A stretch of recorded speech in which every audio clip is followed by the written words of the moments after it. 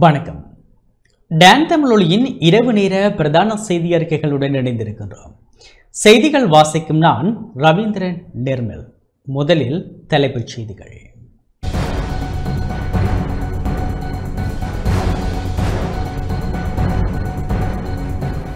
செம்மணி மனித புதைகுழி குறித்து விசாரணைகள் இடம்பெறுவதாக பிரதமர் ஹரணி அமரசூரிய தெரிவிப்பு. கிருஷாந்தி குமாரசாமியின் 29ஆம் ஆண்டு நினைவேந்தல் இன்று செம்மணியில். மலையக பெருந்தோட்ட தொழிலாளர்களுக்கான 1700 ரூபாய் வேதனத்தை பெற்றுக் கொடுப்போம் என அமைச்சர் சமந்த வித்யாரத்ன உறுதி. வெளிவிவகார அமைச்சர் விஜித ஹேரத் ஜெனீவாவிற்கு பயணம். பாடசாலை நாட்களில் கனிம போக்குவரத்து நடவடிக்கைகளுக்கு தடை விதிக்க தீர்மானம்.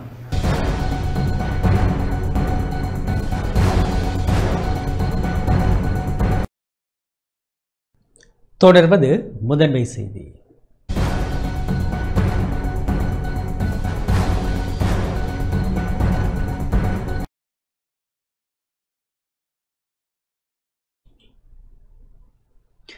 செம்மணி மனித புதைக்குழி குறித்து விசாரணைகள் இடம்பெறுகின்றன என பிரதமர் ஹரணி அமரசூரிய தெரிவித்துள்ளார். ஜெனீவா குற்றச்சாட்டுகளில் நிபுணத்துவ ஒத்துழைப்புகளை சர்வதேசத்திடமிருந்து பெற்றுக்கொள்ளவும் வெளிப்படைத்தன்மையுடன் செயற்படவும் தயாராக உள்ளதாக பிரதமர் ஹரணி அமரசூரிய தெரிவித்துள்ளார். செம்மணி உள்ளிட்ட விடயங்கள் குறித்து கருத்து வெளியிடும் போதே அவர் இதனை தெரிவித்தார். பொறுப்புக்கூறல் விசாரணைகளை முன்னெடுப்பது ஐக்கிய நாடுகள் மனித உரிமை பேரவையை திருப்திப்படுத்துவதற்காகவோ அல்லது மகிழ்விப்பதற்காகவோ அல்ல. எமக்கு வாக்களித்த மற்றும் வாக்களிக்காத மக்களின் பிரச்சனைகளை தீர்ப்பதற்கு கடமைப்பட்டுள்ளோம். செம்மணி மனித புதைக்குழி மாத்திரமல்ல, வேறு பல மனித புதைக்குழிகள் குறித்து விசாரணைகள் இடம்பெறுகின்றன. இந்த விசாரணைகள் ஊடாக பக்கச்சார்பின்றி நேர்மையாக அரசாங்கத்தினால் செயற்பட முடியும் என்பதனை உலகுக்கு வெளிப்படுத்தியுள்ளோம். இந்த விசாரணைகளுக்கு தேவையான தொழில்நுட்ப ஒத்துழைப்புகளை தேவைக்கு ஏற்ப சர்வதேசத்திடமிருந்து பெற்றுக்கொள்ளவும் விசாரணை பொறிமுறைக்கு பொறுப்பானவர்களாக இலங்கை இருக்க வேண்டுமே தவிர அந்த பொறுப்பில் சர்வதேசம் இருக்க முடியாது. முதலில் ஜெனீவா சக்கரத்தில் இருந்து விடுபட வேண்டும். உண்மையில் உறுதிமொழிகள் நிறைவேற்றப்படாமையினால்தான் ஜெனீவா குற்றச்சாட்டுகளும் நெருக்கடிகளும் வலுப்பெற்றுள்ளது. ஐக்கிய நாடுகள் மனித உரிமைகள் பேரவைக்கு சென்று வரும் அறிக்கைகளை சமர்ப்பித்து வந்துள்ளார்களே தவிர அங்கு வழங்கும் உறுதிமொழிகளை உள்நாட்டில் நிறைவேற்றுவதில் ஆர்வம் செலுத்தவில்லை. ஜெனீவாவில் மனித உரிமைகள் அமர்வுகள் நடக்கும் போது இலங்கையிலிருந்து செல்லும் தரப்பு அறிக்கையை சமர்ப்பித்துவிட்டு நாடு திரும்பியதும் அதனை மறந்து விடுகின்றனர். மறுபடியும் ஜெனீவா அமர்வுகள் ஆரம்பிக்கும் போதுதான் வழங்கிய உறுதிமொழிகளும் அறிக்கைகளும் அவர்களின் நினைவுக்கு வருகின்றது. இதுவரை காலமும் இவ்வாறானது ஒரு நிலைமையே நாட்டில் இருந்துள்ளது. சர்வதேசத்துடன் தொடர்புபட்ட விடயங்களாக இவற்றை கருதும் போது இது ஒரு தவறான அணுகுமுறையாகும். ஜெனீவா மனித உரிமைகள் விடயத்தில் வழங்கிய உறுதிமொழிகளை நிறைவேற்றுவது, கொள்கை ரீதியாக செயற்படுவது என்பது தொடர்பில் அரசாங்கம் ஏற்கனவே தீர்மானங்களை எடுத்துள்ளது. உதாரணமாக செம்மணி மனித புதைக்குழி உட்பட பல சம்பவங்கள் குறித்து விசாரணைகள் ஆரம்பிக்கப்பட்டுள்ளன. ஊடகங்களை அழைத்து சென்று அந்த விசாரணைகளை பிரசாரம் செய்ய வேண்டிய தேவையில்லை. மறுபுறம் வலிந்து காணாமல் ஆக்கப்பட்டவர்களின் விசாரணைகளும் ஆரம்பிக்கப்பட்டுள்ளன. எந்த ஒரு விசாரணைக்கும் அரசாங்கம் தடையாக இருக்கவில்லை என்பதை அனைவரும் புரிந்து கொள்ள வேண்டும். மனித உரிமைகள் சார்ந்த குற்றச்சாட்டுகள் தொடர்பில் ஆதாரங்கள் இருப்பின் முறைப்பாடு செய்யலாம். சுயாதீனமான விசாரணைகள் முன்னெடுக்கப்படும். ஆகவே யாரையும் பாதுகாப்பதற்காக அரசாங்கம் செயற்படவில்லை. அது மாத்திரமின்றி ஜெனீவா குற்றச்சாட்டுகளுக்கு அப்பால் மக்களின் எதிர்பார்ப்புகளை நிறைவேற்றுவதே அரசாங்கத்தின் முதன்மையான கடமையாக உள்ளது. தேசிய மக்கள் சக்தி அரசாங்கத்தின் கீழ் அனைத்து விசாரணைகளும் முன்னெடுக்கப்படும். இதுவே எமது நிலைப்பாடாகும். ஆனால் இதுவரை காலமும் அந்த விசாரணைகள் இடம்பெறவில்லை என்பது வேறு ஒரு விடயமாகும். செம்மணி மனித புதைக்குழி மாத்திரமல்ல, வேறு பல மனித புதைக்குழிகள் குறித்து விசாரணைகள் இடம்பெறுகின்றன. இந்த விசாரணைகள் ஊடாக பக்கச்சார்பின்றி நேர்மையாக அரசாங்கத்தினால் செயற்பட முடியும் என்பதனையும் எந்த ஒரு விசாரணையையும் முன்னெடுக்க முடியும் என்பதையும் தெளிவுபடுத்தியுள்ளோம். இந்த விசாரணைகளுக்கு தேவையான தொழில்நுட்ப ஒத்துழைப்புகளை தேவைக்கு ஏற்ப சர்வதேசத்திடமிருந்து பெற்றுக்கொள்ள முடியும். ஆனால் விசாரணை பொறிமுறைக்கு பொறுப்பானவர்களாக இலங்கை இருக்க வேண்டும், மாறாக அந்த பொறுப்பில் சர்வதேசம் இருக்க வேண்டும் என்ற நிலைப்பாட்டை நாங்கள் நிராகரிக்கின்றோம். விசாரணைகளின் பொறுப்பானவர்களாக இலங்கை இருக்கும். வெள்ளைக்கொடி மாத்திரமல்ல, முன்னெடுக்கப்பட வேண்டிய எந்த ஒரு விசாரணைகளுக்கும் அரசாங்கம் தடையாக இருக்காது என பிரதமர் கரணி அமரசூரிய தெரிவித்துள்ளார்.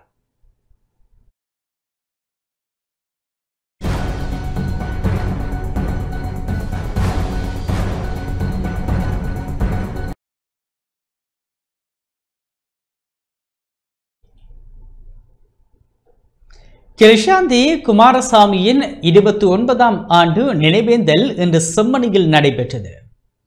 இராணுவத்தினரால் பாலியல் வன்கொடுமைக்குட்படுத்தப்பட்ட பின் படுகொலை செய்யப்பட்ட யாழ்ப்பாணம் சுண்டுக்குழி மகளிர் கல்லூரி மாணவி கிருஷாந்தி குமாரசாமியின் 29ஆம் ஆண்டு நினைவேந்தல் நிகழ்வு இன்று காலை செம்மணியில் நடைபெற்றது. வடக்கு கிழக்கு நினைவேந்தல் குழுவின் ஏற்பாட்டில் செம்மணி வளைவு பகுதியில் நடைபெற்ற இந்த நிகழ்வில் படுகொலை செய்யப்பட்ட கிருஷாந்தியின் மைத்துனன் சந்திரகாந்தன் மயூரன் மற்றும் உறவினர்கள் கலந்து கொண்டு அஞ்சலி செலுத்தியிருந்தனர். அஞ்சலியை தொடர்ந்து நினைவு பகிர்வு வாசலிலேயே கிருஷாந்தி கவிதை தொகுப்பும் வெளியிட்டு வைக்கப்பட்டது. இந்த நினைவேந்தலில் தமிழரசு கட்சியின் யாழ் மாவட்ட நாடாளுமன்ற உறுப்பினர் சிவஞானம் ஸ்ரீதரன், முன்னாள் நாடாளுமன்ற உறுப்பினர்களான செல்வராசா கஜேந்திரன், MK சிவாஜிலிங்கம், வெளிக்கிழக்கு பிரதேச சபை தவிசாளர் தியாகராஜ நீரோஸ், பொது அமைப்புகளின் பிரதிநிதிகள், பொதுமக்கள் என பலர் கலந்து கொண்டனர். நாங்கள் பேசுகின்ற நிலம், எங்களுடைய கால்கள் பாதங்கள் பதித்திருக்கின்ற நிலம், ஒவ்வொருவருடைய எலும்பு துண்டங்களும் எங்களை முத்தமிட்டு கொண்டிருக்க நாங்கள் இந்த மண்ணிலே வரலாறு பற்றி, எங்களுடைய மக்கள் பற்றி, எங்களுடைய சகோதரர்கள் சகோதரிகள் பற்றி பேசுகிறோம். இந்த மண்ணிலே நடைபெற்ற மிக பெரும் இன அழிப்பு நடவடிக்கைக்கு சிங்கள பௌத்த பேரினவாதிகளால் இந்த மண்ணிலே மேற்கொள்ளப்பட்ட வெளிப்படையான இன அழிப்பு நடவடிக்கைகளுக்கு கிருஷாந்தியினுடைய மரணம்தான் ஒரு அங்கத்தை தொட்டு தந்தது. இன்றும் கூட கண்டெடுக்கப்படுகின்ற பல நூற்றுக்கணக்கான எலும்புக்கூடுகள் இருக்கவத்த நிலையில் அல்லது கட்டி பிடித்த நிலையில் எந்த ஒரு அடையாளங்களும் இல்லாமல் அவர்களுடைய இதய பகுதிகள், மண்டையோட்டு பகுதிகள் அடித்து நொறுக்கப்பட்டு தாக்கப்பட்ட எலும்புக்கூடுகளை நாங்கள் இந்த இடத்திலே பார்க்கிறோம். இவையெல்லாம் இன்னும் ஒரு பூரணப்படுத்தப்படாத எங்களுடைய மக்களுடைய எதிர்காலம் பற்றிய கேள்விகளோடு இருப்பதை அவதானிக்க முடிகிறது. இந்த நிலையில் கிருஷாந்தியினுடைய மரணமும் அவருடைய அந்த ஆத்மா பிரிவும் எங்களுக்கான விடுதலை பாதையிலே ஒரு மைல்கல். இந்த மண்ணில் எத்தனையோ விதமான படுகொலைகள், எத்தனையோ விதமான சித்திரவதைகள், பல்வேறு வழிகளிலான இனவழிப்பு முறைகள் அத்தனையும் நடந்தேறின. அதில் கிருஷாந்தி அக்காவினுடைய மரணம், அவர் பட்ட வேதனைகளை வாசிக்கின்ற பொழுது உண்மையில் தமிழனாக ஏன் பிறந்தோம் என்று ஒரு கேள்விதான் எங்கள் வருகிறது. சர்வதேச ரீதியில் முன்கொணரப்பட வேண்டிய விடயங்களாகவே இருந்து வருகின்றது. இதற்கு சரியான நீதி பொறிமுறை ஒன்று அவசியமாகின்றது. இதற்காக இந்த மக்கள் பாடுபட வேண்டும் என்பதே எனது பேரவா ஆகும். இந்த ஏனையின் வீதிக்கும் அங்கே இருக்கின்ற கொட்டுக்கிணத்துக்கும் இடைப்பட்ட இந்த வயல் பரப்பிலே முற்றுமுழுதாக சூனிய பகுதியாக இருந்து இந்த நிலத்திலே பல உடல்கள் அடக்கம் செய்யப்பட்டு சித்திரவதைப்படுத்தப்பட்டு படுகொலை செய்யப்பட்டவர்கள் இங்கே புதைக்கப்பட்டனர். சோமரட்ன ராஜபக்ச ஜூலை மாதம் நீதிமன்றத்தில் தன்னுடைய சாட்சியை கூறி சில வாரங்கள் இந்த பாதை முற்றுமுழுதாக நிறுத்தப்பட்டு அதிநவீன ஒளி வீச்சு இயந்திரங்களை பயன்படுத்தி கனகர வாகனங்களை பயன்படுத்தி இங்கே அகழ்வு செய்து அந்த எண்புகளை எடுத்து எரித்ததாக இந்த பகுதியினுடைய வசிக்கின்ற மக்கள், கண்கண்ட மக்கள் சாட்சி சொல்ல தயாராக இருக்கின்றார்கள். எங்களுடைய இனத்தினுடைய விடுதலைக்காக நாங்கள் ஏங்கிக் கொண்டிருக்கின்ற சூழ்நிலையில் இந்த ஒவ்வொரு எங்களுடைய இனத்திலிருந்து படுகொலை செய்யப்பட்ட ஆன்மாக்களும் இன்று எழுந்து பேசிக் கொண்டிருக்கின்றன. இவ்வாறான ஒரு சரியான சூழ்நிலையிலே நாங்கள் ஒரு சர்வதேச விசாரணையை வலியுறுத்துகின்றோம். எங்களுடைய இனத்தின் மீது மேற்கொள்ளப்பட்டது ஒரு இனப்படுகொலை என்றதை தெளிவாக எங்கும் சொல்கின்றோம். கொல்லப்பட்டது 600 பேர், காணாமக்கப்பட்டது 600 பேர் சொன்னால் 600 பேர் ஆரட்ட பட்டியல் இருக்கு, யார்கிட்டையும் இல்லை. இனியாவது தயவு செய்து தேடுங்க. நீங்கள் கைதறிக்க போறீங்கன்னு சொன்னால் கணிசமான ஆக்கள் காணாமக்கப்பட்டிருக்கீங்க. எங்களோட பயணித்த பல பேர் இல்லை. ஆகவே இந்த ஆதாரங்கள், இந்த ஆவணங்கள், இந்த பேர் பட்டியல்கள் எவருடையும் முழுமையாக இல்லை. தயவு செய்து இதில் கரிசனை கொண்டு செயல்படுறவர்கள் இதை ஆதாரமாக தேடிக்கொள்ள வேண்டும். உண்மையிலே இந்த கையொப்பங்கள் எங்களுக்கு பயன் தர போகிறதா இல்லையா என்பதை எது தீர்மானிக்க போகிறது என்று சொன்னால், அனுப்பப்படுகிற இந்த மகஜரின் இறுதியிலே, அந்த மகஜருக்கு இறுதியிலே மக்கள் பிரதிநிதிகளாக வடக்கு கிழக்கில் இருந்து தெரிவு செய்யப்பட்டிருக்கக்கூடிய 19 பேரில் குறைந்தது 10 பாராளுமன்ற உறுப்பினர்களும், அந்த பாராளுமன்ற உறுப்பினர்கள் பிரதிநிதித்துவப்படுத்துகின்ற கட்சிகளுடைய தலைவர் செயலாளர்களும் கையொப்பமிட்டு அதோடு ஒரு இணைப்பாக இந்த கையொப்பங்கள் அனுப்பப்படுகிற பொழுது மாத்திரம்தான் அவை சர்வதேச சமூகத்தினால் தமிழ் மக்களுடைய கருத்தாக கொள்ளப்படும். ஒரு குற்றவாளிகளை சர்வதேச குற்றவியல் நீதிமன்றத்திலே, இன்டர்நேஷனல் கிரிமினல் கோர்ட்டிலே கொண்டு போய் தண்டிப்பதாக இருந்தால் தனிப்பட்டவர்களை தான் தண்டிக்க முடியும், அரசாங்கத்தை தண்டிக்க முடியாது. அதுக்குத்தான் நாங்கள் கேட்கின்றோம், ICJ, international court of justice, சர்வதேச குற்றவியல் நீதிமன்றத்துக்கான நீதி தீர்ப்பாயம் போல அது நாடுகளைத்தான் அங்கே விசாரிக்க முடியும். ஒரு நாடு தான் அங்கே வழக்கை கொண்டு செல்ல முடியும். ஆகவே இவ்வாறு எங்களுடைய பிரச்சனைகளை பன்முகப்படுத்தப்பட்டு சர்வதேச குற்றவியல் நீதிமன்றத்துக்கு கொண்டு செல்வதற்கு ரோம் உடன்படிக்கையில் இலங்கை கையெழுத்திடவில்லை. ஆகவே பாதுகாப்பு சபை ஊடாக கொண்டு செல்லப்பட வேண்டும். அதை பாதுகாப்பு சபையிலே சில நாடுகள் வீட்டோ பண்ணினால் ரத்த அதிகாரத்தை பாவித்தால் எதையும் செய்ய முடியாது.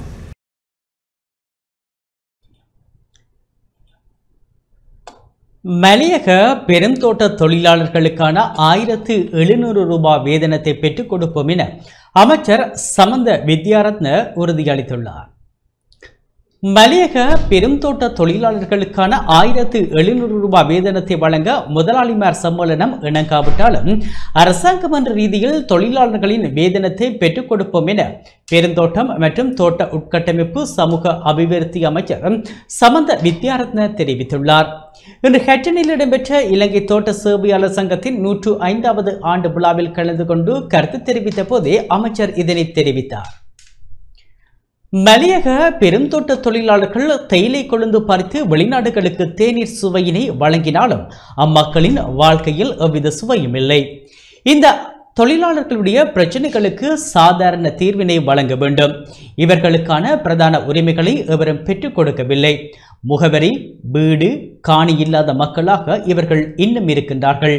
கடந்த காலங்களில் தோட்டங்களில் பணிபுரிந்தவர்களுக்கு வீடு வழங்கவில்லை.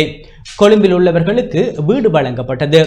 மலையகத்தில் உள்ள மக்கள் மண் சரிவில் பாதிக்கப்பட்டு மரணிக்கின்றார்கள். ஆகையால் மண் சரிவில் பாதிக்கப்பட்ட மக்களுக்கு முன்னுரிமை வழங்கப்படும். தேசிய கட்டட ஆராய்ச்சி நிலையத்தினூடாக அறிக்கை வழங்கப்பட்டுள்ள பகுதிகள் கணக்கெடுக்கப்பட்டுள்ளது. 76 வருடங்கள் பிழையான வழியில் சென்ற நாடு தற்போது சரியான வழியில் செல்கின்றது. நாட்டிற்கு சிறந்த சேவையினை இலங்கை தோட்ட சேவையாளர்கள் சங்கம் முன்னெடுத்திருக்கிறது.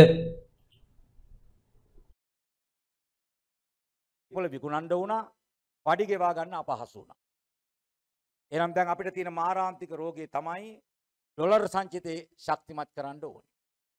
රුපියල් සංචිතේ ශක්තිමත් කරන්න ඕනේ. வெளிவிவகார அமைச்சர் விஜித ஹேரத் ஜெனீவாவுக்கு பயணமானார். வெளிவிவகார, வெளிநாட்டு வேலைவாய்ப்பு மற்றும் சுற்றுலாத்துறை அமைச்சர் விஜித ஹேரத் இன்று காலை ஜெனீவாவுக்கு பயணமானார். நாளை ஆரம்பமாகும் ஐக்கிய நாடுகள் மனித உரிமைகள் பேரவையின் 60வது அமர்வில் கலந்து கொள்வதற்காக அவர் ஜெனீவா பயணமானார். இலங்கை அரசாங்கத்தின் சார்பாக அமைச்சர் விஜித ஹேரத் ஐக்கிய நாடுகள் மனித உரிமைகள் பேரவையில் விசேட அறிக்கையொன்றை வெளியிட உள்ளதுடன் இந்த விஜயத்தில் ஜெனீவாவில் பல உயர்மட்ட ராஜதந்திரிகளுடனும் அமைச்சர் இருதரப்பு கலந்துரையாடல்களை நடத்த உள்ளார். அத்துடன் ஐக்கிய நாடுகள் மனித உரிமைகள் உயர்ஸ்தானிகர் வால்கர் டார்க் மற்றும் அமைச்சர் விஜித ஹேரத் ஆகியோருக்கிடையே சந்திப்பு ஒன்றும் நடைபெறவுள்ளது. குறித்த கூட்டத்தொடரில் அமைச்சர் விஜித ஹேரத்துடன் வெளிவிவகார அமைச்சின் ஐக்கிய நாடுகள் சபை மற்றும் மனித உரிமைகள் பணிப்பாளர் நாயகம் டேனி மெண்டிஸும் பங்கேற்க உள்ளார்.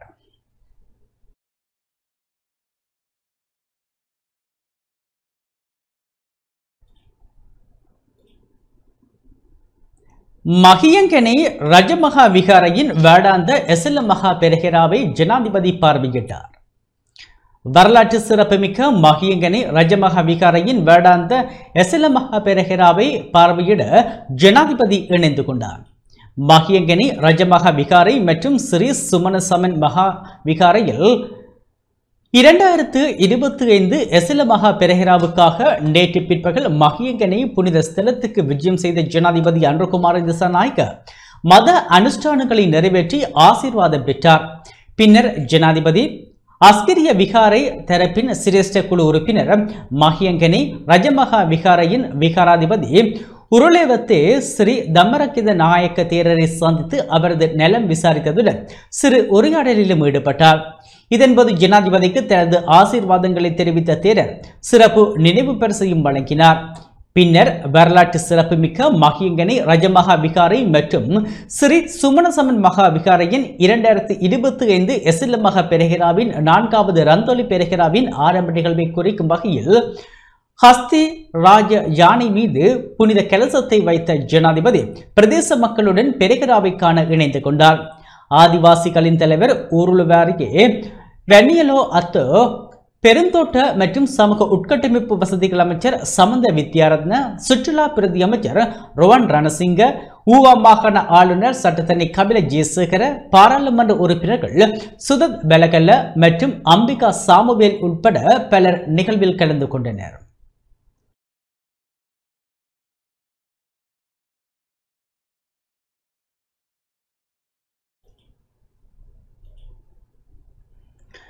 மட்டக்களப்பு காத்தான்குடி ஓய்வூதியர்களின் நலம்புரி அமைப்பின் மீலாத் தின சிறப்பு நிகழ்வு நடைபெற்றது.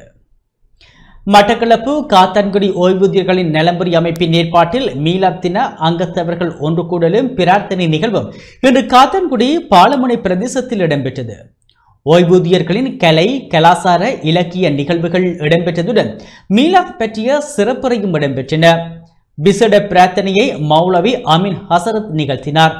காத்தான்குடி ஓய்வூதியர்களின் நலம்புரி அமைப்பின் தலைவரும் ஓய்வு பெற்ற அதிபருமான அனஸ் தலைமையில் நடைபெற்ற நிகழ்வில் பிரதேச செயலாளர் திருமதி நிகாரா மௌசூத், காத்தான்குடி பிரதேச செயலக நிர்வாக உத்தியோகத்தர் ரவுப், காத்தான்குடி ஓய்வூதியர்களின் நலம்புரி அமைப்பின் செயலாளர் மௌலவி முஸ்தபா, பொருளாளர் ஹிலாஸ்தீன் மௌலானா உட்பட அங்கத்தவர்கள் பலரும் கலந்து கொண்டனர்.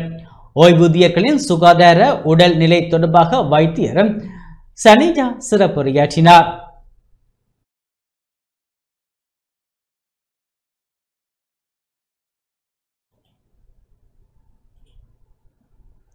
பாடசாலை நாட்களில் கனிம போக்குவரத்து நடவடிக்கைகளுக்கு தடை விதிக்க தீர்மானிக்கப்பட்டுள்ளது. பாடசாலை நடைபெறும் நாட்களில் கனிம போக்குவரத்து நடவடிக்கைகளுக்கு தடை விதிப்பதற்கு தீர்மானிக்கப்பட்டுள்ளதாக புவியியல் ஆய்வு மற்றும் சுரங்க பணியகம் அறிவித்துள்ளது. இதன்படி பாடசாலை நாட்களில் காலை 6:30 மணி முதல் 7:45 மணி வரையிலும், முற்பகல் 11:30 மணி முதல் பிற்பகல் 2:30 மணி வரையிலும் கனிம போக்குவரத்து நடவடிக்கைகள் இடைநிறுத்தப்பட வேண்டும் என அந்த பணியகம் தெரிவித்துள்ளது. அண்மையில் பாடசாலை போக்குவரத்து நடவடிக்கையில் ஈடுபடும் வேனுடன் மணல் ஏற்றி சென்ற லொரி ஒன்று மோதி விபத்துக்குள்ளானதை அடுத்து முன்னெடுக்கப்பட்ட கலந்துரையாடலின் பின்னர் இந்த தீர்மானம் எடுக்கப்பட்டுள்ளதாக புவியியல் ஆய்வு மற்றும் சுரங்க பணியகத்தின் பணிப்பாளர் நாயகம் தீபானி வீரகோன் தெரிவித்துள்ளார்.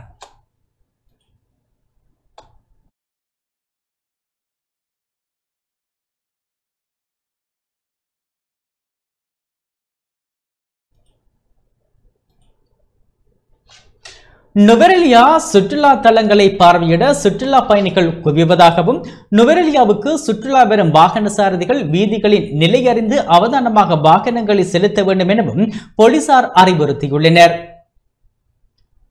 தொடர் விடுமுறையொட்டி நுவரெலியாவின் சுற்றுலா தலங்களை பார்வையிடுவதற்காக ஏராளமான சுற்றுலா பயணிகள் குவிந்து வருகின்றனர். வெள்ளிக்கிழமை முதல் 3 நாட்கள் தொடர் விடுமுறையினால் உள்ளூர் மற்றும் வெளிநாட்டு உல்லாச பயணிகள் என ஆயிரக்கணக்கானோர் தமது பொழுதினை மகிழ்ச்சியுடன் கழிப்பதற்காக நுவரெலியாவுக்கு வருகை தந்துள்ளனர். இவ்வாறு வரும் சுற்றுலா பயணிகள் கிரகரி வாவியிலும் அதன் கரையோரத்திலும் சாகசங்கள் மற்றும் குதூகலம் நிறைந்த ஏராளமான விடயங்களை அனுபவித்து மகிழ்ந்து வருகின்றனர். இந்நிலையில் போலீசார் விசேட அறிவித்தல் ஒன்றையும் விடுத்துள்ளனர். விடுமுறை நாட்களில் நுவரெலியா நகருக்கு வருகை தரும் சுற்றுலா பயணிகளின் எண்ணிக்கை நாளுக்கு நாள் அதிகரித்து வருகின்றது. இவ்வாறு வருகின்றவர்கள் காலை முதல் மாலை வரை பொழுதுகளை கழித்து இரவில் தங்களுடைய சொந்த ஊர்களுக்கு பயணங்களை தொடர்கின்றனர். இதனால் இரவில் விபத்துக்கள் அதிகரித்து வருகின்றது. குறிப்பாக நுவரெலியா பதுளை, நுவரெலியா கண்டி, நுவரெலியா ஹெட்டன் போன்ற பிரதான வீதிகளில் செங்குத்தான வளைவுகள் மற்றும் அதிக பள்ளங்களையும் கொண்டுள்ளது. இதனால் அதிகமாக வெளி மாவட்டங்களில் இருந்து வரும் வாகனங்கள் அடிக்கடி விபத்துக்குள்ளாகி வருகின்றன. எனவே வீதி சட்ட ஒழுங்குகளை மீறுதல், மதுபானம் மற்றும் போதை வஸ்துக்களுடன் வாகனம் ஓட்டுவோர் உரிய அனுமதி இல்லாமல் வாகனத்தில் பொதுமக்களை ஏற்றுதல், தாந்தோறித்தனமாக வேகம் என்பவற்றால் விபத்துக்கள் தொடர்ந்து நிகழ்ந்து வருகின்றது. எனவே எதிர்காலங்களில் பரிதாப விபத்துக்களை தவிர்க்கப்பட வேண்டுமானால் இதனோடு சம்பந்தப்பட்ட சகலரதும் கூட்டுணைந்த ஒத்துழைப்புகள் அத்தியாவசியமாகும் எனவும், வாகன விபத்துக்கள் அதிகரித்து வருகின்றமைக்கு சாரதிகளின் கவனஈனமே முக்கிய காரணமாக அமைகின்றது.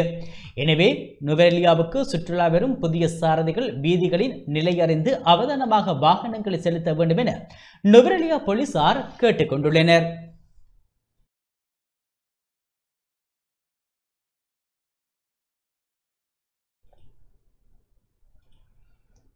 மீனவர் ஓய்வூதியதாரர்களின் தகவல்களை தாமதமின்றி புதுப்பித்து பராமரிக்க தேசிய கணக்காய்வு அலுவலகம் பரிந்துரைத்துள்ளது.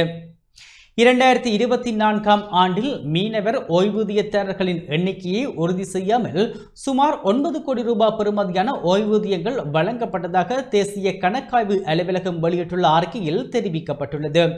இதன் விளைவாக ஏற்கனவே உயிரிழந்த மீனவர்களுக்கும் ஓய்வூதியம் வழங்கப்பட்டிருக்கலாம் என்று கருதப்படுகின்றது. மீனவர் ஓய்வூதியதாரர்களின் தகவல்களை பராமரிக்கவோ அல்லது புதுப்பிக்கவோ தவறியதன் காரணமாக இந்த நிலைமை ஏற்பட்டதாக அறிக்கையில் தெரிவிக்கப்பட்டுள்ளது. அதன்படி குறிப்பிட்ட ஓய்வூதிய திட்டத்துடன் தொடர்புடைய தகவல் அமைப்பை தாமதமின்றி புதுப்பித்து பராமரிக்க தேசிய கணக்காய்வு அலுவலகம் அதன் தலைவர்களுக்கு பரிந்துரைத்துள்ளது.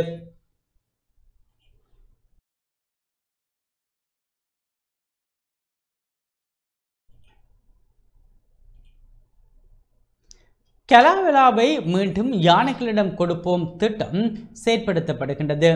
கிளீன் ஸ்ரீலங்கா திட்டத்துடன் இணைந்ததாக ஏற்பாடு செய்யப்பட்ட கலாவிழாவை மீண்டும் யானைகளிடம் கொடுப்போம் திட்டம் கடந்த 3 நாட்களாக கலாவிழா தேசிய வனப்பூங்காவின் வெள்ளப்பெருக்கு பகுதிகளில் வெற்றிகரமாக செயற்படுத்தப்பட்டது.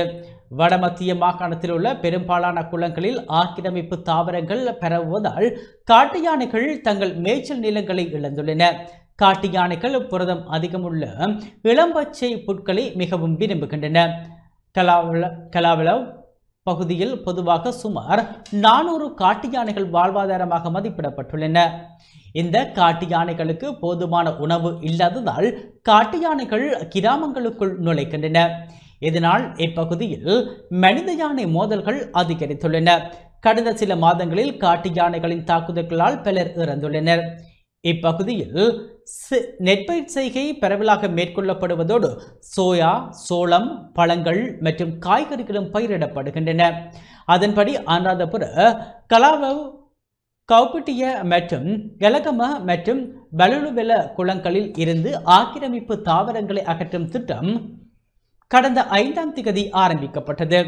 இத்திட்டம் நேற்றும் மற்றும் இன்றும் வெற்றிகரமாக செயற்படுத்தப்பட்டது.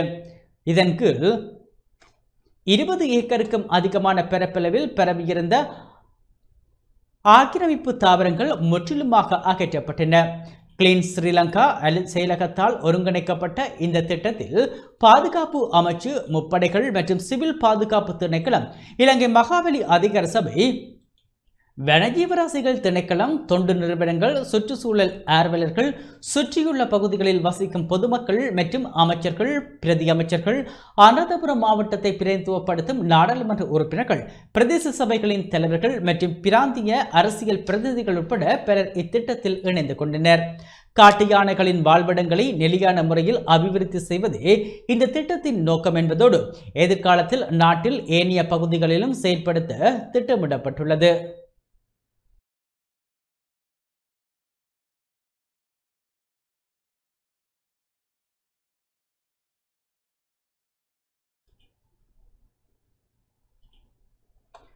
யாழ் கந்தர்மடம் பகுதியில் நூலகம் ஒன்று திறந்து வைக்கப்பட்டுள்ளது. மக்கள் விடுதலை முன்னணியின் பொதுச் செயலாளர் டில்வின் சில்வாவினால் யாழ்ப்பாணத்தில் இன்று நூலகம் ஒன்று திறந்து வைக்கப்பட்டது. யாழ் கந்தன்மடம் பகுதியில் அமைந்துள்ள தேசிய மக்கள் சக்தியின் யாழ்ப்பாண தலைமை காரியாலய வளாகத்தில் குறித்த நூலகம் அமைக்கப்பட்டுள்ளது. இதன்போது ஊடகவியலாளர் மயில்வாகனம் நிமலராஜன் கொலை வழக்கின் விசாரணை தொடர்பான அறிக்கை அடங்கிய புத்தகம் ஒன்று நூல் நிலையத்துக்கு வழங்கி வைக்கப்பட்டது. இதன்போது ஒரு தொகை நூல்கள் நூலகத்துக்கு அன்பளிப்பாக வழங்கப்பட்டன. இந்நிகழ்வில் அமைச்சர் ராமலிங்கம் சந்திரசேகர், நாடாளுமன்ற உறுப்பினர்களான கருணைநாதன் இளங்குமரன், ஜெயச்சந்திரமூர்த்தி, ரஜீவன், தேசிய மக்கள் சக்தியின் உள்ளூராட்சி மன்ற உறுப்பினர்கள், கட்சி ஆதரவாளர்கள் கலந்து கொண்டனர்.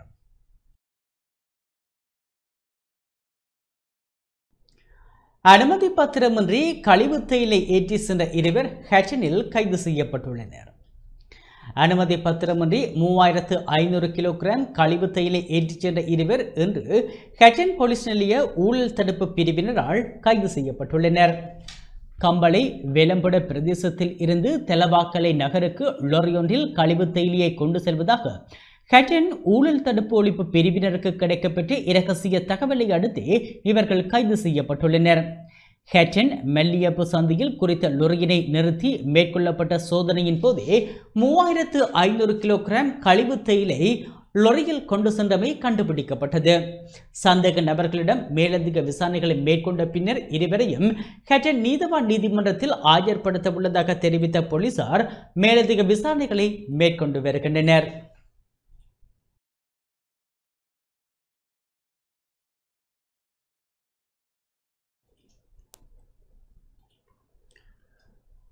திருகோணமலை கந்தளாய் பிரதான வீதியில் முன்னெடுக்கப்பட்ட சோதனை நடவடிக்கையின் போது வெளிநாட்டு சிகரெட்டுகளுடன் ஒருவர் கைது செய்யப்பட்டுள்ளார்.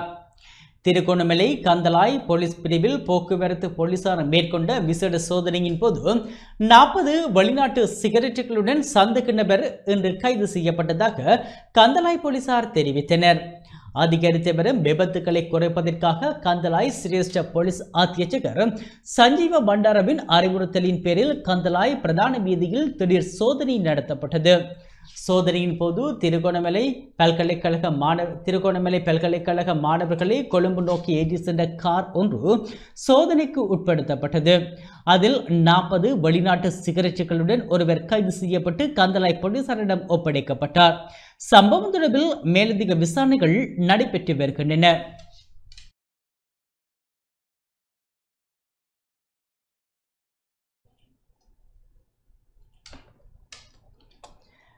ஹட்டன் எபோட்ஸ்லி தோட்டத்தில் மதுபான போத்தல்களுடன் சந்தேக நபர் ஒருவர் கைது செய்யப்பட்டுள்ளார்.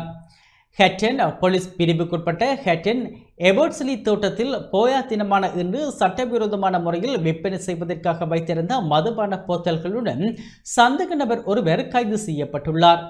போலீசாருக்கு கிடைத்த இரகசிய தகவலை அடுத்து இன்று காலை குறித்த பகுதியில் வீடொன்றின் பின்புறத்தில் உள்ள மரக்கரை தோட்டத்தில் புதைத்து வைக்கப்பட்டிருந்த மதுபான போத்தல்களை போலீசார் கைப்பற்றியுள்ளனர். போயா தினத்தன்று உரிமம் பெற்ற மதுபான கடைகள் மூடப்பட்டிருப்பதால் தோட்ட தொழிலாளர்களுக்கு விற்பனை செய்வதற்காக மதுபான போத்தல்களை வாங்கி தனது தோட்டத்தில் புதைத்து வைத்திருந்ததாக சந்தேக நபரிடம் முன்னெடுக்கப்பட்ட ஆரம்பகட்ட விசாரணைகளில் தெரிய வந்துள்ளது. கைது செய்யப்பட்ட நபர் நீதிமன்றத்தில் ஆஜர்படுத்தப்பட உள்ளதாக தெரிவித்த ஹட்டன் போலீசார் மேலதிக விசாரணைகளை முன்னெடுத்துள்ளனர்.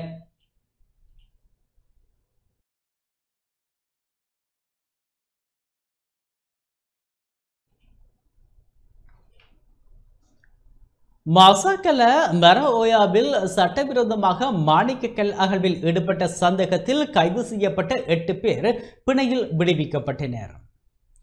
மாசாக்கலை நீர்த்தேக்கத்துக்கு நீர் வழங்கும் பிரதான ஓயாக்களில் ஒன்றான மர ஓயாவில் சட்டவிரோதமாக மாணிக்கக்கல் அகழ்வில் ஈடுபட்டு வந்த 8 பேர் நேற்று பிற்பகல் நல்லதண்ணி வனத்துறை அதிகாரி DMAJ துணுவில தெரிவித்தார். மறைத்தோட்டத்தில் நடத்தப்படும் பிஸி ஹெட் பகுதிக்கு அதிக அளவில் உள்நாட்டு வெளிநாட்டு சுற்றுலா பயணிகள் வந்து செல்லும் பகுதியில் நேற்று பிற்பகல் நீர்கொழும்பு மற்றும் சிலாபம் பகுதியை சேர்ந்த 25 வயது முதல் 60 வயது வரை மதிக்கத்தக்கதான சந்தேக நபர்கள் சட்டவிரோதமாக மாணிக்க கற்கள் அகழ்வில் ஈடுபட்டு வந்துள்ளனர். இதன்போது நல்லதண்ணீர் வனத்துறை அதிகாரிகளுக்கு கிடைக்கப்பெற்ற இரகசிய தகவல்களை அடுத்து சந்தேக நபர்கள் 8 கைது செய்யப்பட்டனர். இவ்வாறு கைது செய்யப்பட்டவர்கள் நேற்று மாலை நீதவான் முன்னிலையில் ஆஜர்படுத்திய போது குறித்த நபர்கள் சரீரப்பணியில் விடுதலை செய்யப்பட்டதுடன் எதிர்வரும் 10ஆம் தேதி ஹட்டன் நீதிமன்ற நீதவான் முன்னிலையில் ஆஜராகுமாறு உத்தரவிடப்பட்டுள்ளதாக வனத்துறை அதிகாரி DMAJ துணுவில தெரிவித்துள்ளார்.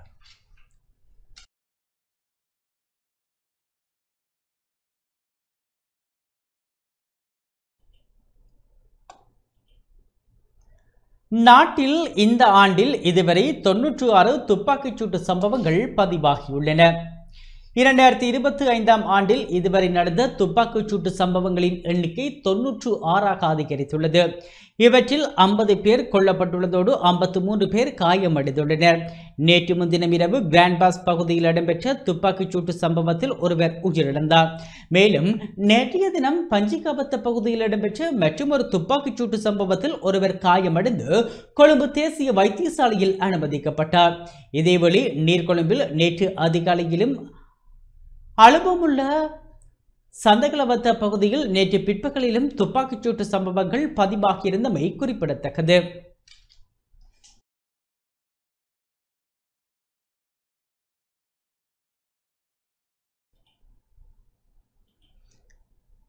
ஹட்டன் ஹொட்டகலையில் விடுதியொன்றில் இருந்து ஆண் ஒருவர் சடலமாக மீட்கப்பட்டுள்ளார். ஹட்டன் ஹொட்டகல கொமர்ஷியல் பகுதியில் உள்ள சுற்றுலா விடுதியின் ஒன்றின் அறையில் இருந்து ஆணொருவர் சடலமாக மீட்கப்பட்டுள்ளார்.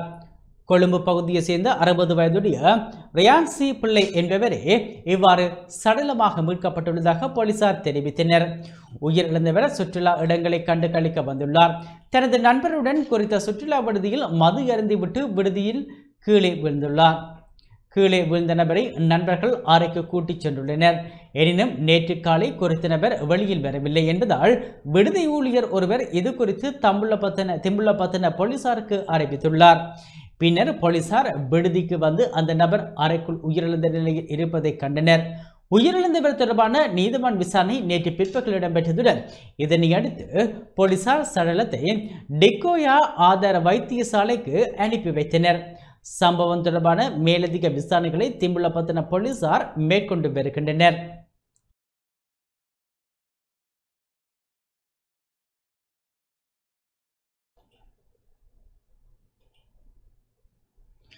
முல்லைத்தீவு உடையார்கட்டு பகுதியில் இடம்பெற்ற விபத்தில் ஒருவர் உயிரிழந்துள்ளார். முல்லைத்தீவு புதுக்குடியிருப்பு போலீஸ் பிரிவுக்குட்பட்ட உடையார்கட்டு பகுதியில் நேற்றிரவு 7 மணியளவில் இடம்பெற்ற விபத்தில் ஒருவர் உயிரிழந்துள்ளார். யாழ்ப்பாணத்திலிருந்து புதுக்குடியிருப்பு நோக்கி பயணித்த மோட்டார் சைக்கிளும் வீதியை குறுக்கறுத்து செல்ல முற்பட்ட மோட்டார் சைக்கிளும் மோதி விபத்து சம்பவித்துள்ளது. இதன்போது மோட்டார் சைக்கிளில் இருந்த ஒருவர் தூக்கி வீசப்பட்ட நிலையில் அவர் மீது வீதியால் பயணித்த மற்றொரு வாகனம் ஏறிச் சென்றது. இதனால் அவர் சம்பவ இடத்திலேயே உயிரிழந்தார். புதுக்குடியிருப்பு 9ஆம் வட்டாரம் பகுதியை சேர்ந்த 22 வயதுடைய சந்திரமோகன் சாணியன் என்ற இளைஞரே இவ்வாறு உயிரிழந்துள்ளார். மேலும் காயமடைந்த நபர் தருமபுரம் வைத்தியசாலையில் அனுமதிக்கப்பட்டு அங்கிருந்து மேலதிக சிகிச்சைகளுக்காக கிளிநொச்சி வைத்தியசாலைக்கு மாற்றப்பட்டுள்ளார். சம்பவம் தொடர்பில் புதுக்குடியிருப்பு போலீசார் மேலதிக விசாரணைகளை மேற்கொண்டு வருகின்றனர்.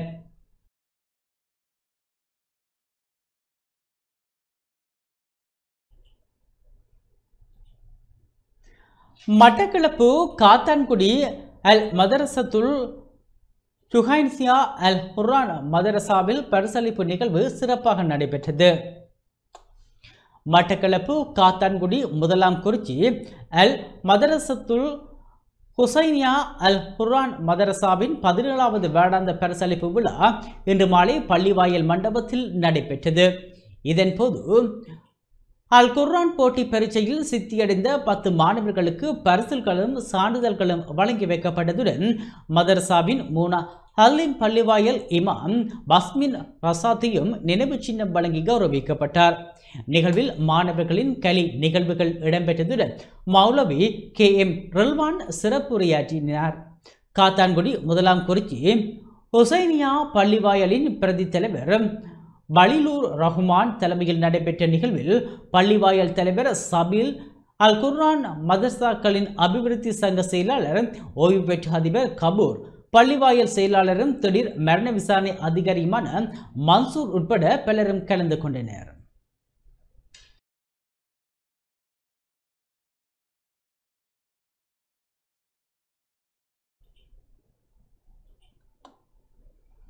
வவுனியா பூந்தோட்டம் மகாவித்தியாலய பழைய மாணவர் சங்க ஒன்று கூடல் மற்றும் விளையாட்டு நிகழ்வு நேற்று இடம்பெற்றது.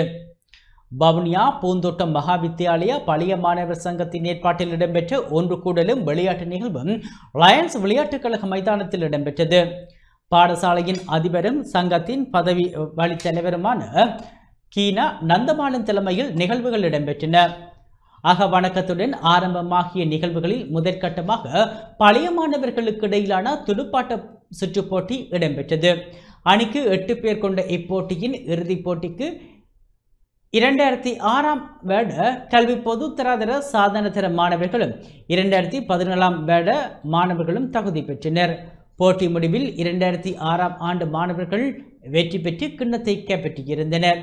தொடர்ந்து இடம்பெற்ற பெண்களுக்கான கயிறு இழுத்தல் போட்டியில் 2005 கல்வி பொதுத்தராதர சாதனதர மாணவர்கள் வெற்றியை தமதாக்கியிருந்தனர்.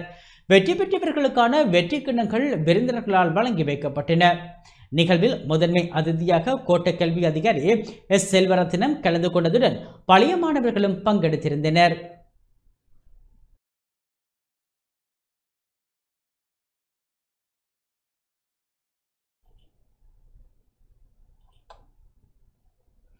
யாழ்ப்பாணம் அராலி தெற்கு சைவ தமிழ் இளைஞர் மன்றத்தின் 10வது ஆண்டு விழா நேற்று நடைபெற்றது. யாழ்ப்பாணம் அராலி தெற்கு சைவ தமிழ் இளைஞர் மன்றத்தின் 10வது ஆண்டு விழா நேற்றைய தினம் அராலி ஆகாயகுளம் விநாயகர் திறந்த வெளியரங்கில் நடைபெற்றது. முதலில் அராலி கரைப்பட்டி விநாயகர் ஆலயத்தில் விசேட பூஜை வழிபாடுகள் முன்னெடுக்கப்பட்டன. பின்னர் கரைப்பட்டி விநாயகர் ஆலயத்துக்கு முன்பாக இருந்து விழா அரங்கு வரை பண்பாட்டு ஊர்வலம் இடம்பெற்றது. இந்த ஊர்வலத்தின் போது பொம்மலாட்டம், சிலம்பாட்டம் என்பன இடம்பெற்றன. பின்னர் கொடியேற்றம் இடம்பெற்று மங்கள விளக்கேற்றப்பட்டு இறை வணக்கம், தமிழ் தாய் வாழ்த்து இசைக்கப்பட்டு நிகழ்வு ஆரம்பமானது. தொடர்ந்து மங்கள இசை, வரவேற்பு நடனம், வரவேற்புரை, கலை நிகழ்வுகள், விருந்தினர்கள் உரை, இளைஞர் மன்றத்தினால் நடத்தப்பட்ட போட்டிகளில் வெற்றி பெற்ற மாணவர்களுக்கான பரிசுகள் வழங்கல் என்பன இடம்பெற்றன. இளைஞர் மன்றத்தின் தலைவர் பரமலிங்கம் திரிகரன் தலைமையில் நடைபெற்ற இந்த நிகழ்வில் அகில இலங்கை இந்து மாமன்றத்தின் தலைவர் அபிராமி கைலாச பிள்ளை பிரதம அதிதியாகவும், சங்கானை பிரதேச செயலர் கவிதா உதயகுமார் சிறப்பு விருந்தினராகவும், கூனா பாலமுருகன், மிலாஷினி ரொஹேசன், பானா சிந்துயன் ஆகியோர் கௌரவ விருந்தினர்களாகவும் கலந்து சிறப்பித்ததுடன் இந்து இளைஞர் மன்றத்தினர், கல்விமான்கள், இளைஞர், யுவதிகள், பெற்றோர், மாணவர்கள் மற்றும் பொதுமக்கள் என பலர் கலந்து கொண்டனர்.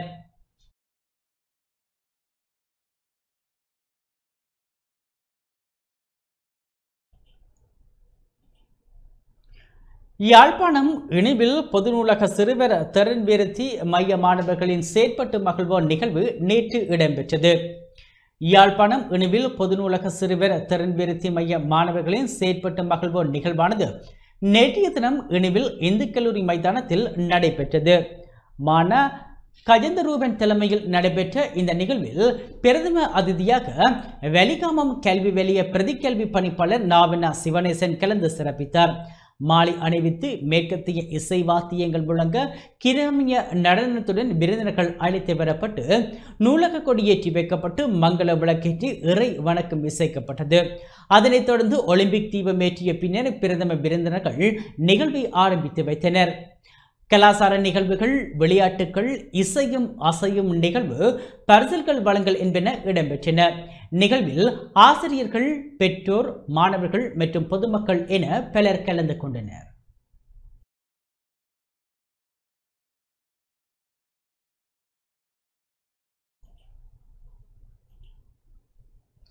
யாழ்ப்பாணம் கொட்டடி சோலைப்புரம் கவிபாரதி சனசமூக நிலைய புதிய கட்டடம் திறந்து வைக்கப்பட்டது. யாழ்ப்பாணம் கொட்டடி சோலைப்புரம் கவிபாரதி சனசமூக நிலையத்துக்கான கட்டடம் மக்களினதும் சோலைப்புரம் இளைஞர்களது முயற்சியினால் அமைக்கப்பட்டு நேற்று திறந்து வைக்கப்பட்டது. நிகழ்வில் விருந்தினராக கலந்து கொண்ட யாழ்ப்பாணம் பிரதேச செயலாளர் சாம்பசிவம் சுதர்சன் மற்றும் இக்கட்டடத்துக்கான அடிக்கலினை நாட்டி வைத்த கல்வி கருஞன் எஸ் நாகரத்னம் ஆகியோரால் திரை நீக்கம் செய்யப்பட்டது. யாழ் மாநகர சபை உறுப்பினர் சீனா சாரூபன், மாநகர சபை உறுப்பினர் வாசு, சமூக மட்ட அமைப்பின் பிரதிநிதிகளான ஈனா மஹிதரன், தேனா நிஷாகரன், ஜோபினா ரதீஷ், குரலற்றவர்களின் குரல் அமைப்பின் பிரதிநிதி மூனா கோமகன், கிராம சேவையாளர், அபிவிருத்தி உத்தியோகத்தர்கள், கவி பாரதி சனசமூக நிலைய அங்கத்தவர்கள், பொதுமக்கள் என பலர் நிகழ்வில் கலந்து கொண்டனர்.